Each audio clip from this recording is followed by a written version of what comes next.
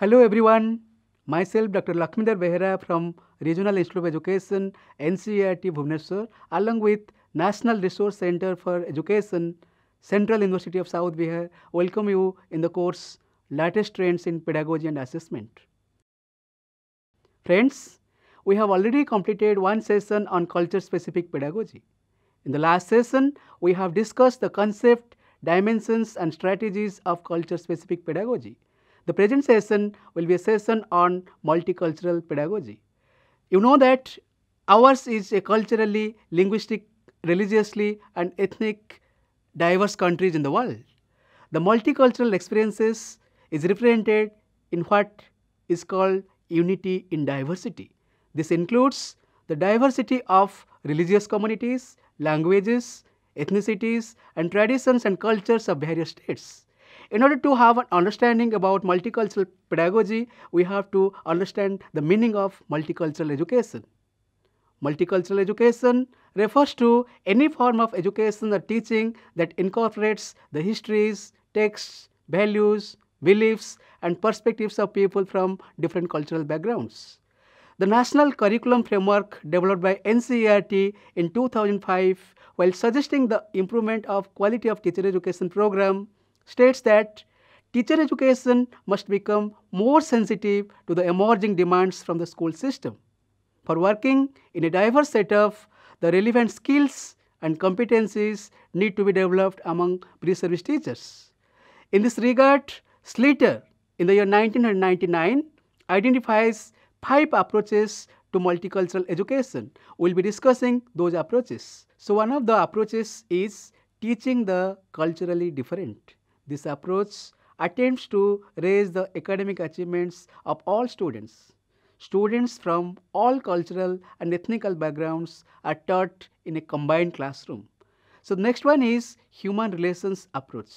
Social and cultural differences are identified and dealt with, but the institutional and economic power is not given significance. The next approach is single group studies approach. Here, histories and contemporary issues regarding oppression, suppression and marginalization of groups is taken care of.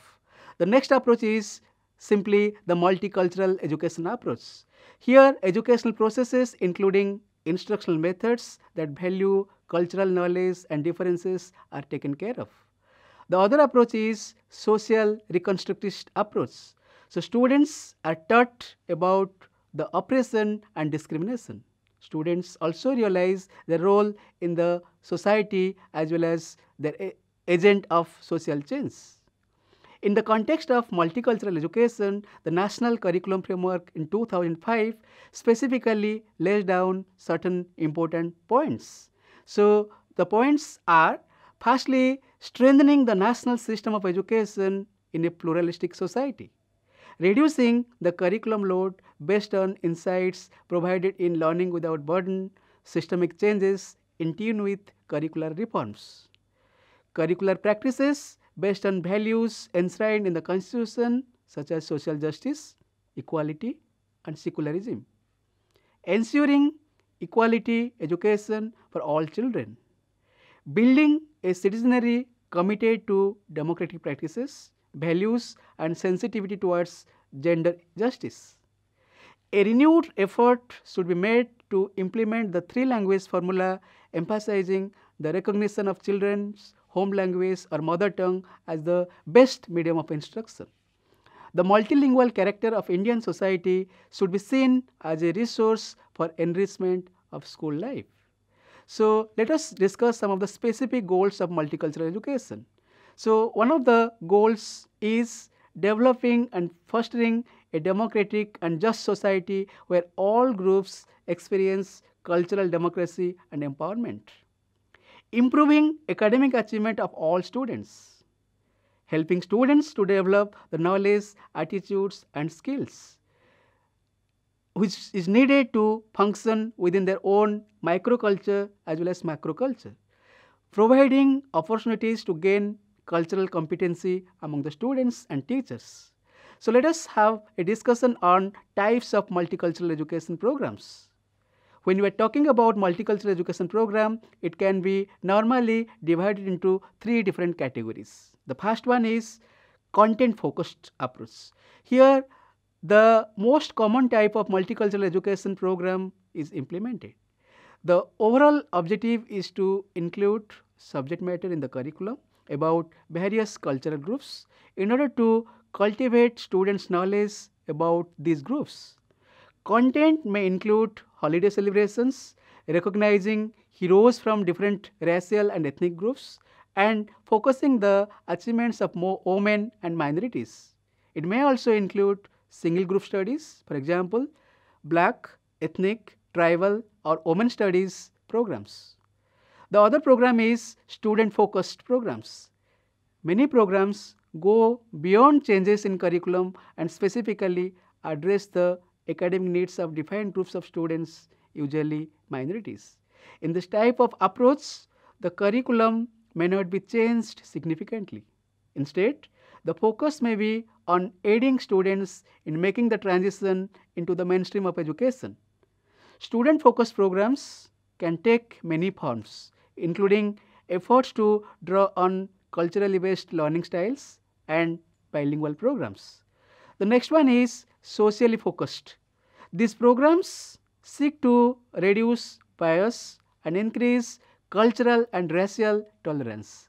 Some such programs are desegregation programs designed to increase contact among different races and cultures.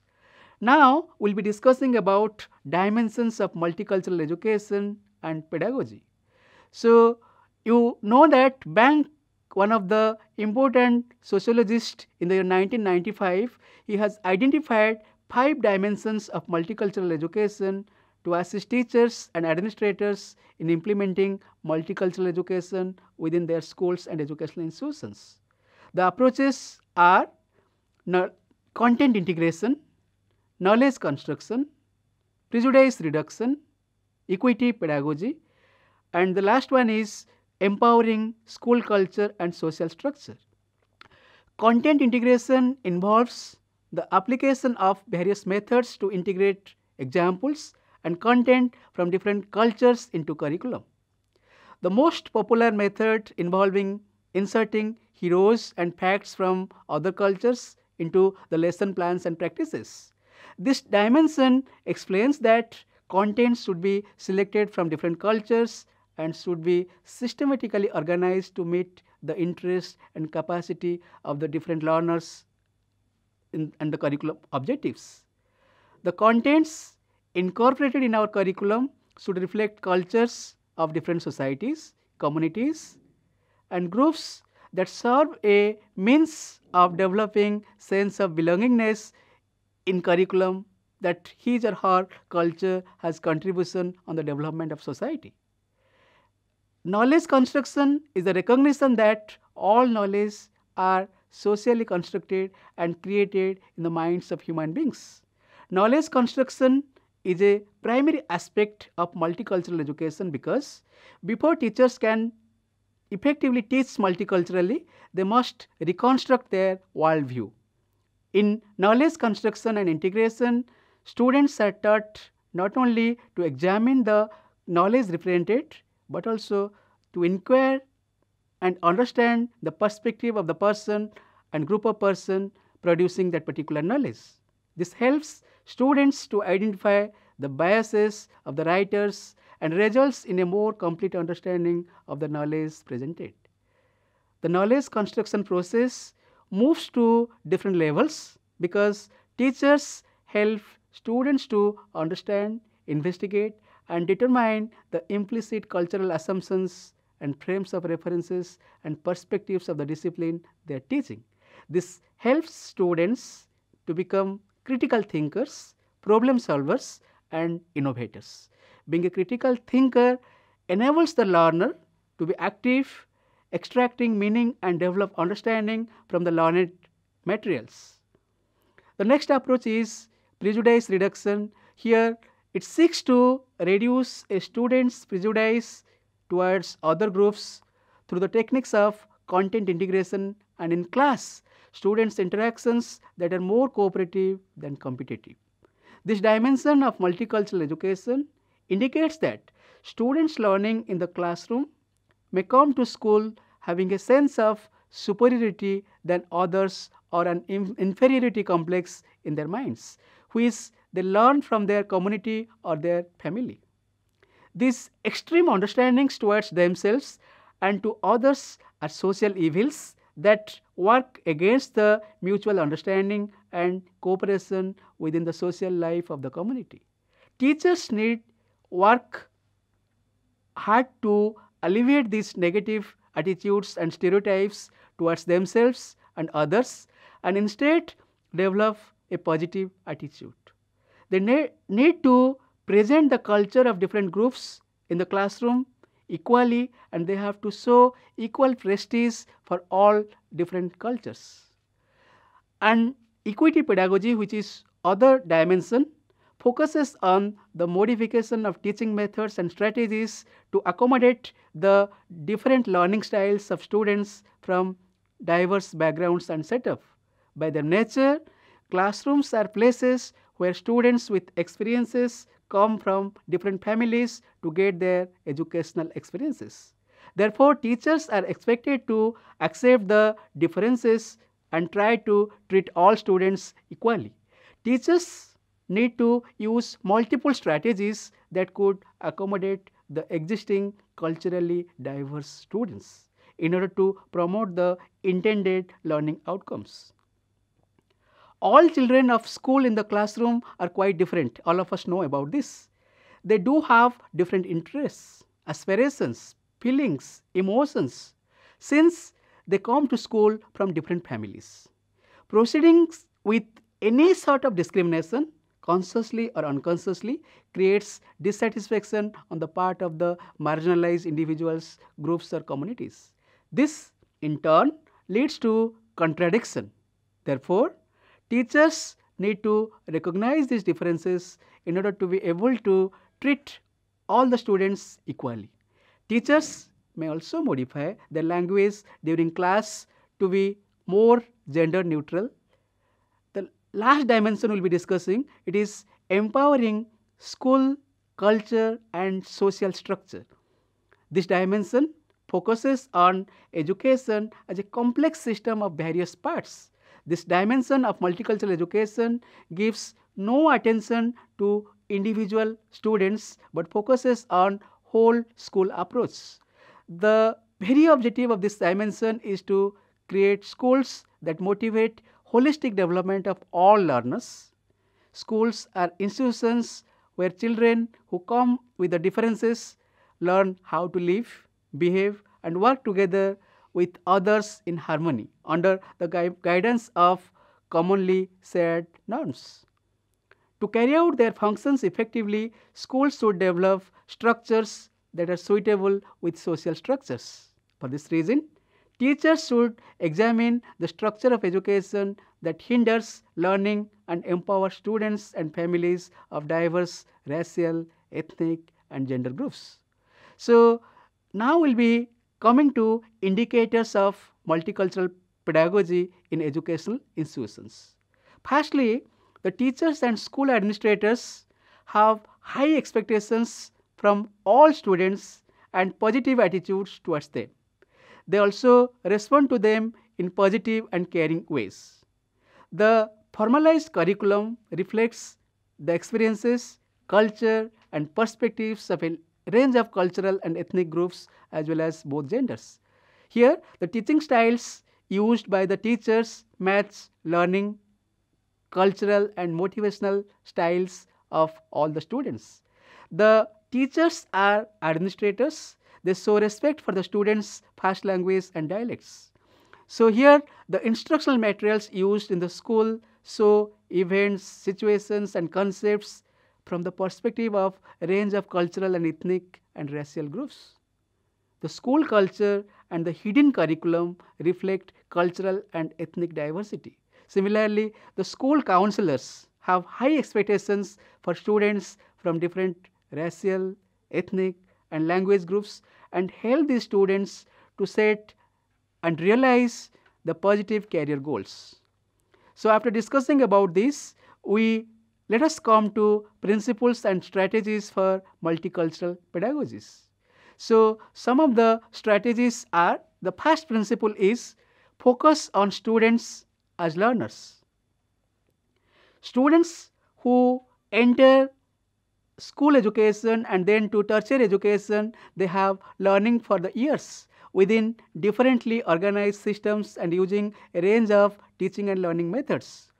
No learning method is value free, and moving between systems with different expectations and assumptions will almost inevitably result in the intercultural incompatibility. All students, not just some students, need to adjust to the disciplinary and academic cultures of their institutions. It is important to make expectations of learners very clear and transparent. Effective intercultural teaching assumes everyone benefits from expanding a repertoire of learning and behaviors. Some students will prefer to absorb information by listening carefully, taking notes, and reviewing lecture content online. Others will prefer to ask questions, challenge the facts that are presented, and engage you and other students in argument and debate. Transition into a new academic culture will usually require students to acquire different skills and adopt locally valued behaviors in order to be effective learners. In line with this principle, we can teach effectively across cultures by doing some activities. For example, providing prompt feedback to students on their performance, including their use of language for academic and professional purposes, and not making assumptions about students' learning preferences based on their cultural background and their appearances. Providing a variety of learning and assessment strategies. Providing examples, models, and suggestions of ways of approaching learning in different disciplines. Facilitating the development of self-assessment and reflection on learning from time to time.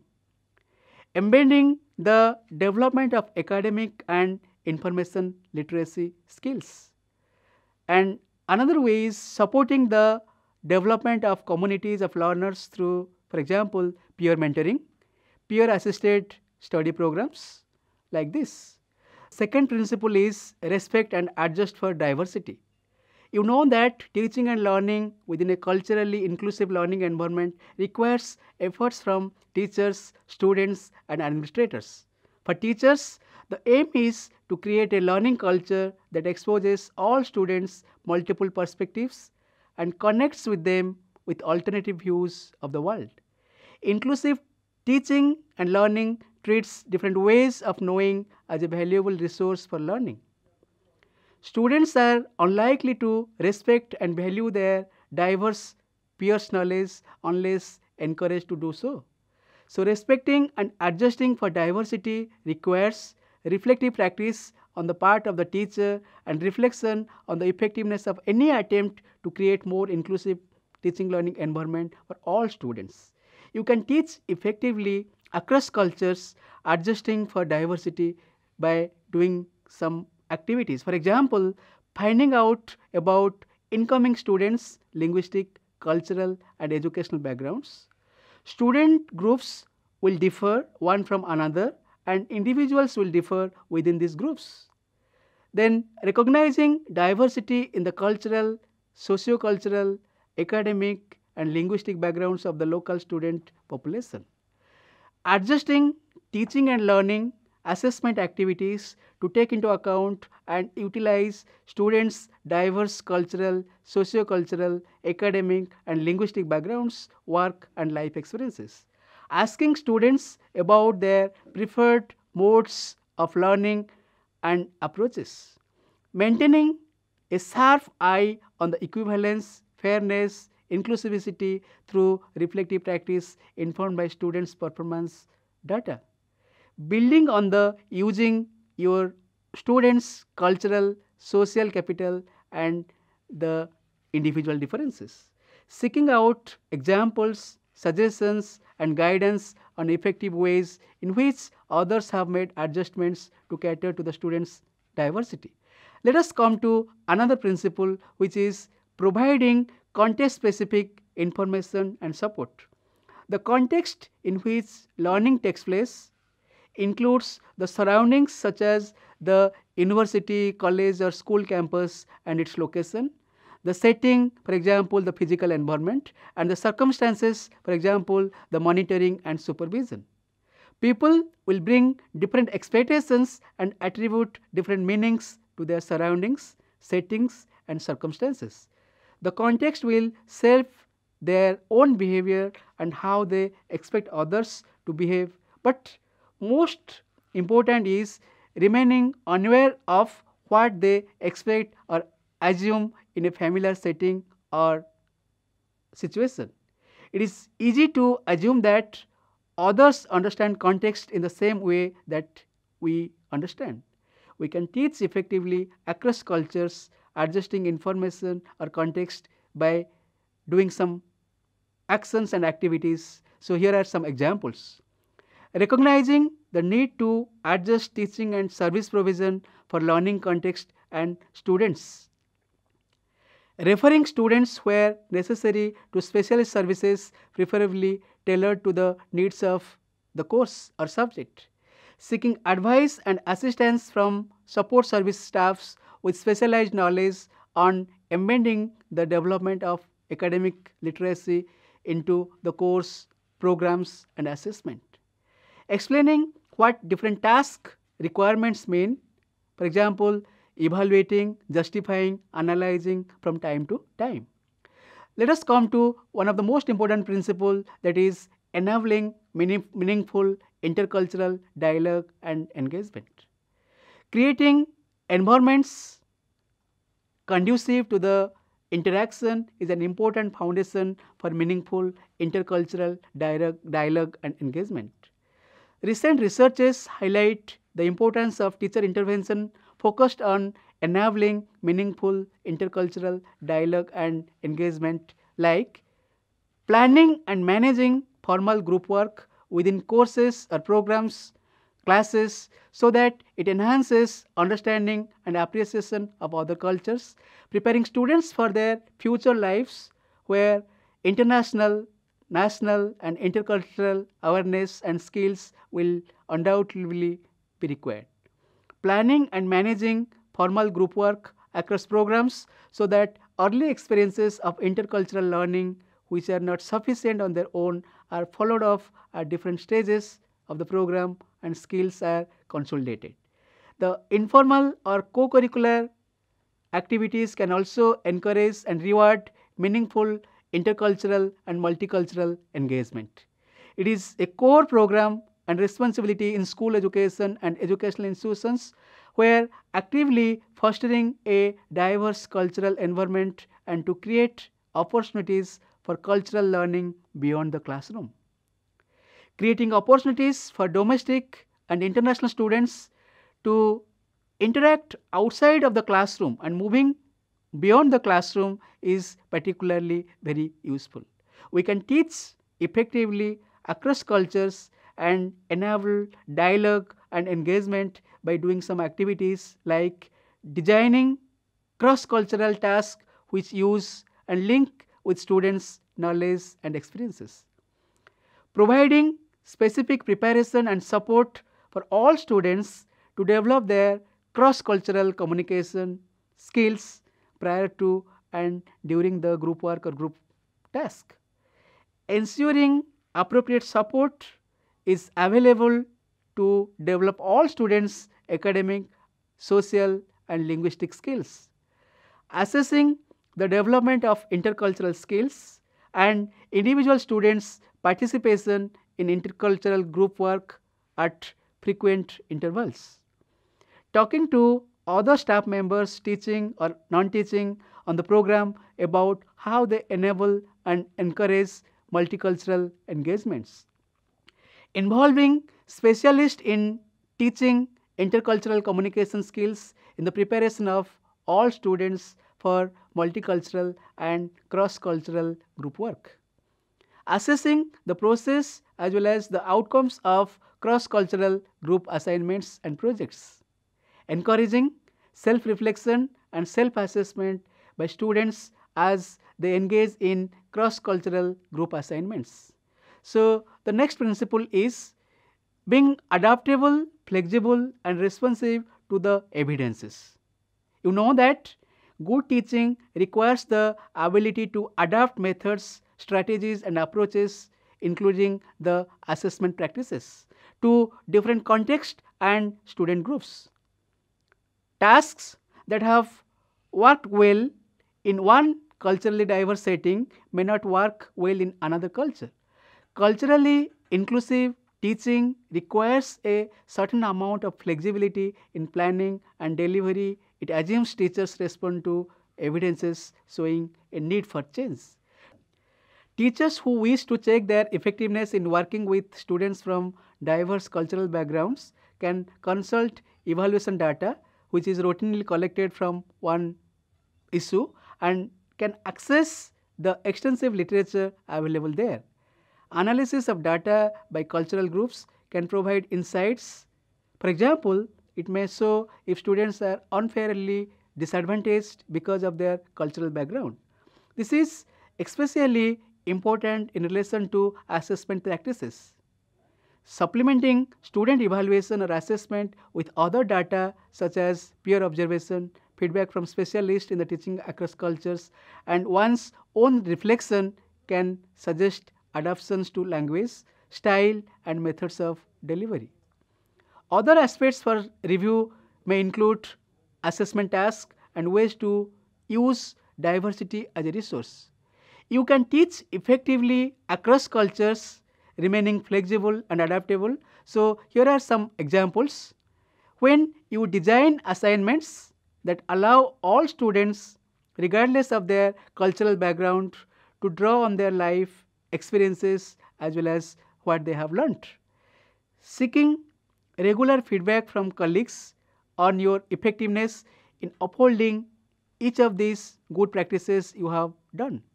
So, the next principle is teaching across culture.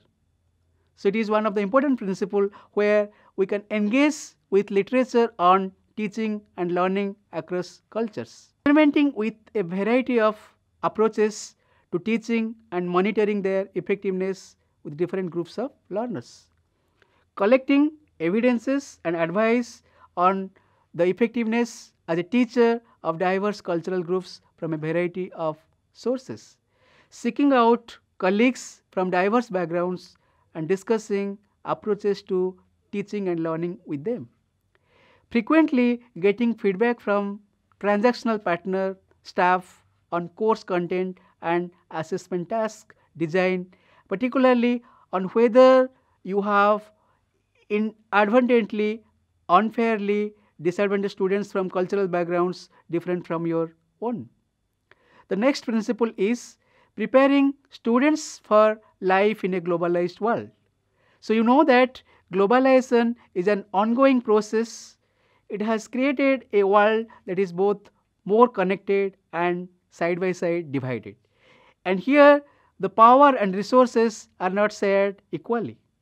Ethical action and social responsibility underpinned by understanding of and respect for other ways of knowing and ways of being are increasingly important in nowadays society.